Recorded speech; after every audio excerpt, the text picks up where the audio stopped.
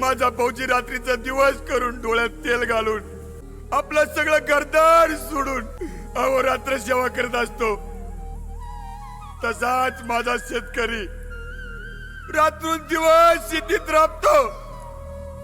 पण 2 रुपये 5 रुपयासाठी तुम्ही बाजारात गेलो त्याची चेष्टा करता आणि मॉल मध्ये हजारो लाखो रुपये उधळून येता.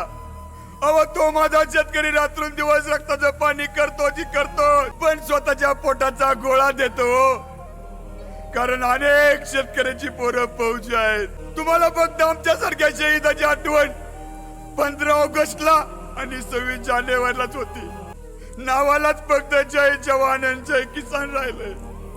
जर अन्न नाही नसलं तर कसं जगणार तुम्ही? आणि माझा फौजी नसला तर कसं सुरक्षित राहणार तुम्ही? करा ना आमचा विचार कुणीतरी.